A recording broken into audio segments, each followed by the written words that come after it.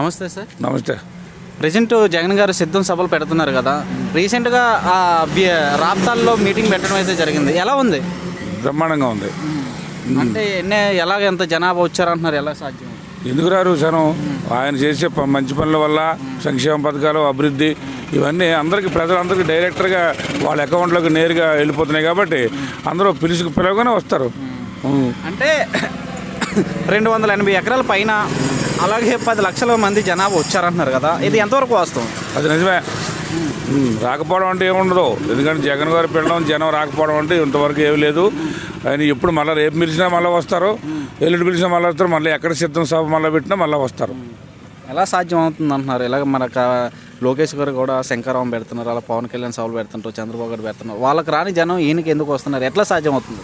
ఎట్లా సాధ్యం అవుతుందంటే రాజశేఖర రెడ్డి గారు చేసిన కొన్ని అభివృద్ధి పనులు ఆయన తనేడుగా ఈయన ఇచ్చిన మాట నిలబెట్టుకొని ప్రతి సంక్షేమ పథకం ప్రతి ఇంటికి అందుతుంది.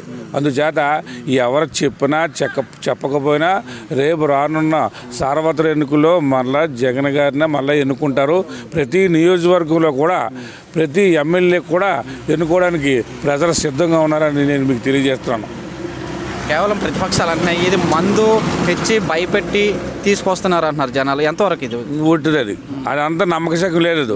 నిన్న మరి నీకు నర్సీపట్నం జరిగింది, మందును డబ్బులు ఇచ్చేది వచ్చేయచ్చు కదా, వీళ్ళకి కూడా మనకే లేదు. జగన్ గారు చేసే మంచి పనుల వల్ల ఆయన పెట్టిన పథకాల వల్ల నేరుగా ఇంటికే ఎవరైతే అకౌంట్ ఉందో ఆ అకౌంట్కి ఇవ్వడంలోని మధ్యవర్తులు గ్రామంలో నాయకులు కానీ సర్పంచులు కానీ ఎంపీటీసీ ఎవరికి సంబంధం లేదు. వాలంటరీ టు అకౌంట్ ఆ దాని మీద ఆయన నేరుగా లంచం అనేది లేదు కాబట్టి అందుచేత జగన్ గారు పిలిస్తే రావాల్సిందే, వస్తారు. రేపు రానున్న రోజుల్లో కూడా ఆయనే ముఖ్యమంత్రిగా చేసుకుంటారు. ఈ సభలు చూస్తున్నా కదా, సిద్ధం సభలు చూసి ఫైనల్గా మీకు ఏమనిపిస్తుంది? గెలిచేస్తారంటారా? తప్పకుండా సిద్ధం సభలో ఆ సభలు చూసి కూడా సగం ఎలక్షన్ అయిపోయింది మనకి. ఇంక రానున్న రోజుల్లో ఎలక్షన్ ఎట్టడమే. ఆయన 124 సార్లు బటన్ నొక్కితే 2 సార్లు బటన్ నొక్కుతారు.